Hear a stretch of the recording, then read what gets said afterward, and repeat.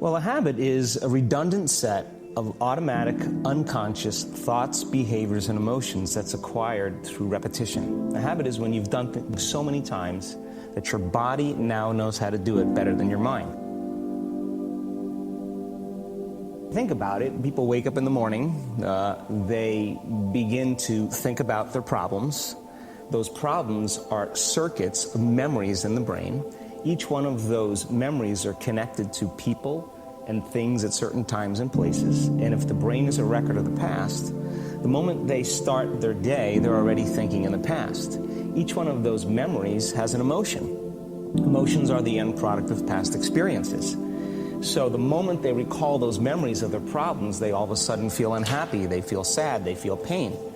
Now, how you think and how you feel creates your state of being. So the person's entire state of being when they start their day is in the past. So what does that mean? The familiar past will sooner or later be predictable future. So if you believe that your thoughts have something to do with your destiny, and you can't think greater than how you feel, or feelings have become the means of thinking, by very definition of emotions, you're thinking in the past. And for the most part, you're going to keep creating the same life. So then people grab their cell phone, they check their WhatsApp, they check their text, they check their emails, they check Facebook, they take a picture of their feet, they post it on Facebook, they tweet something, they do Instagram, they check the news, and now they feel really connected to everything that's known in their life. And then they go through a series of routine behaviors. They get out of bed on the same side, they go to the toilet, they get a cup of coffee, they take a shower, they get dressed, they drive to work the same way, they do the same things, they see the same people, they push the same emotional buttons, and that becomes the routine, and it becomes like a program. So now they've lost their free will to a program, and there's no unseen hand doing it to them. So when it comes time to change, the redundancy of that cycle becomes a subconscious program. So now 95% of who we are by the time we're 35 years old is a memorized set of behaviors, emotional reactions, unconscious habits, hardwired attitudes, beliefs, and perceptions that function like a computer program. So then a person can say with their 5% of their conscious mind, I want to be healthy, I want to be happy, I want to be free. But the body's on a whole different program. So then how do you begin to make those changes? Well, you have to get beyond the analytical mind, because what separates the conscious mind from the subconscious mind is the analytical mind. And that's where meditation comes in, because you can teach people through practice how to change their brainwaves, slow them down. And when they do that properly, they do enter the operating system where they can begin to make some really important changes. So most people then wait for crisis or trauma or disease or diagnosis. They wait for loss, some tragedy to make up their mind to change. And my message is, why wait? And you can learn and change in a state of pain and suffering, or you can learn and change in a state of joy and inspiration. The stronger the emotional reaction you have to some experience in your life, the higher the emotional quotient, the more you pay attention to the cause. And the moment the brain puts all of its attention on the cause, it takes a snapshot, and that's called a memory. So long-term memories are created from very highly emotional experiences. So what happens then is that people think neurologically within the circuitry of that experience, and they feel chemically within the boundaries of those emotions. And so when you have an emotional reaction to someone or something, most people think that they can't control their emotional reaction. Well, it turns out if you allow that emotional reaction, it's called a refractory period, to last for hours or days, that's called the mood. I say to someone, hey, well, what's up? You say, I'm in a mood. Well, why are you in a mood? Well, I had this thing happen to me 5 days ago, and I'm having one long emotional reaction. If you keep that same emotional reaction going on for weeks or months, that's called temperament. Why is he so bitter? I don't know, let's ask him. Why is he so bitter? Why are you bitter? Well, I had this thing happen to me 9 months ago. And if you keep that same emotional reaction going on for years on end, that's called a personality trait. And so learning how to shorten your refractory period of emotional reactions is really where the work starts. So then people, when they have an event, what they do is they keep recalling the event, because the emotions of stress hormones, the survival emotions, are saying pay attention to what happened, because you want to be prepared if it happens again. Turns out most people spend 70% of their life living in survival and living in stress. So they're always anticipating the worst case scenario based on a past experience. And they're literally, out of the infinite potentials in the quantum field, they're selecting the worst possible outcome, and they're beginning to emotionally embrace it with fear. And they're conditioning their body into a state of fear. Do that enough times, body has a panic attack without you. You can't even predict it because it's programmed subconsciously. So then you say to the person, why are you this way? And they'll say, I am this way because of this event that happened to me 15 or 20 years ago. And what that means from a biological standpoint is that they haven't been able to change since that event. So then the emotions from the experience tend to give the body and the brain a rush of energy. So people become addicted to the rush of those emotions, and they use the problems and conditions in their life to reaffirm their limitation, so at least they can feel something. So now when it comes time to change, you say to the person, why are you this way? Well, every time they recall the event, they're producing the same chemistry in their brain and body as if the event is occurring, firing and wiring the same circuits and sending the same emotional signature to the body. Well, what's the relevance behind that? Well, your body is the unconscious mind. It doesn't know the difference between the experience that's creating the emotion and the emotion that you're creating by thought alone. So the body's believing is living in the same past experience 24 hours a day, 7 days a week, 365 days a year. And so then when those emotions influence certain thoughts, and they do, and then those thoughts create the same emotions, and those same emotions influence the same thoughts, now the entire person's state of being is in the past. So then the hardest part about change is not making the same choices you did the day before, period. And the moment you decide to make a different choice, get ready, because it's going to feel uncomfortable. The bigger thing is that we keep firing and wiring those circuits. They become more hardwired. So you have a thought and then the program runs. But it's the emotion that follows the thought. If you have a fearful thought, you're going to feel anxiety. The moment you feel anxiety, your brain's checking in with your body and saying, yeah, you're pretty anxious. So then you start thinking more corresponding thoughts equal to how you feel. Well, the redundancy of that cycle conditions the body to become the mind. So now, when it comes time to change, a person steps into that river of change and they make a different choice, and all of a sudden, they don't feel the same way.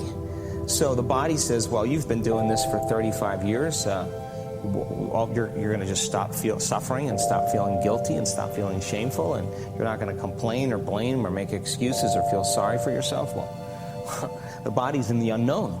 So the body says, I want to return back to familiar territory. So the body starts influencing the mind, and it says, start tomorrow. You're too much like your mother. You'll never change. This isn't going to work for you. This doesn't feel right. And so if you respond to that thought as if it's true, that same thought will lead to the same choice, which will lead to the same behavior, which will create the same experience, which will produce the same emotion. If you're sitting down and you start thinking about some future worst-case scenario that you're conjuring up in your mind, and you begin to feel the emotion of that event, your body doesn't know the difference between the event that's taking place in your world, outer world, and what you're creating by emotion or thought alone. So most people then, they're constantly reaffirming their emotional states. So when it comes time to give up that emotion, they can say, I really want to do it, but really the body is stronger than the mind because it's been conditioned that way. So the servant now has become the master. And the person, all of a sudden, once they step into that unknown, they'd rather feel guilt and suffering because at least they can predict it. Being in the unknown is a scary place for most people because the unknown is uncertain. And people say to me, well, I can't predict my future. I'm in the unknown, and I always say the best way to predict your future is to create it. Not from the known, but from the unknown. What thoughts do you want to fire and wire in your brain? What behaviors do you want to demonstrate in one day?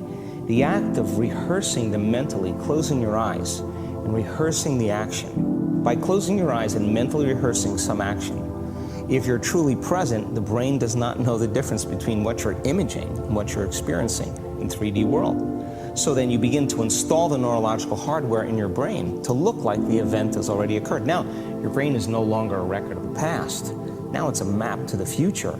And if you keep doing it, priming it that way, the hardware becomes a software program. And who knows, you just may start acting like a happy person. And then I think the hardest part is to teach our body emotionally what the future will feel like ahead of the actual experience. So what does that mean? You can't wait for your success to feel empowered. You can't wait for your wealth to feel abundant.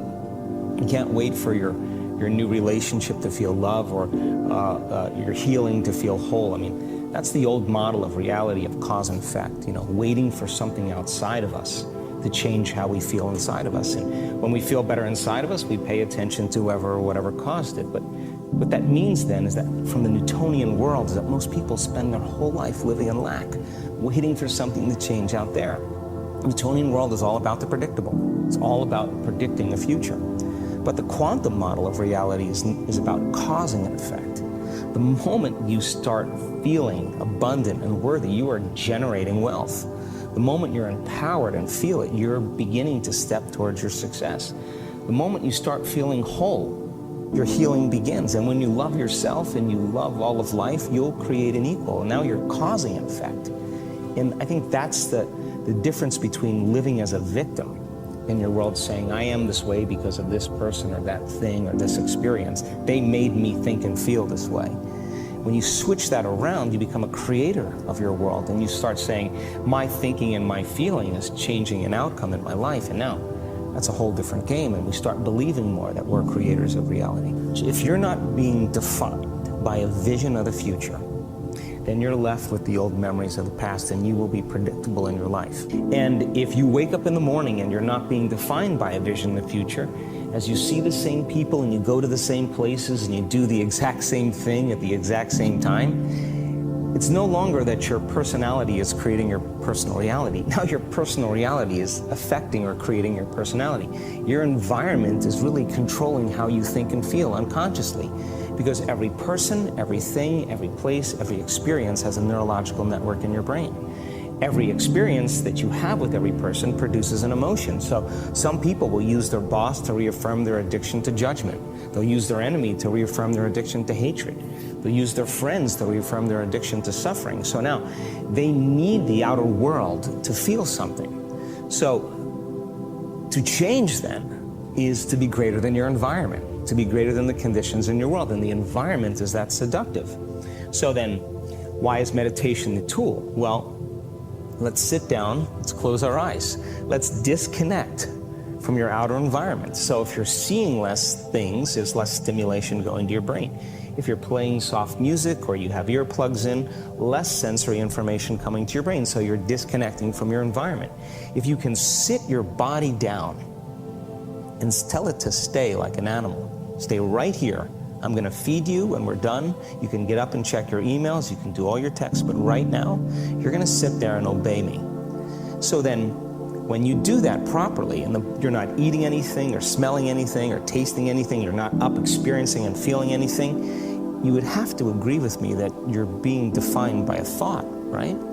So when the body wants to go back to its emotional past, and you become aware that your attention is on that emotion, and where you place your attention is where you place your energy, you're siphoning your energy out of the present moment into the past, and you become aware of that. And you settle your body back down in the present moment, because it's saying, well, it's 8 o'clock. You normally get upset because you're in traffic around this time, and here you are sitting, and we're used to feeling anger, and you're off schedule. Oh, it's 11 o'clock, and you usually check your emails and judge everybody. Well, the body's looking for that predictable chemical state. Every time you become aware that you're doing that, and your body is craving those emotions, and you settle it back down into the present moment, you're telling the body it's no longer the mind, that you're the mind, and now your will is getting greater than the program. And if you keep doing this over and over again, over and over again, over and over again, just like training a stallion or a dog, it's just going to say, I'm going to sit. And the moment that happens, and the body's no longer the mind, when it finally surrenders, there's a liberation of energy. We go from particle to wave, from matter to energy, and we free ourselves from the chains of those emotions that keep us in the familiar past.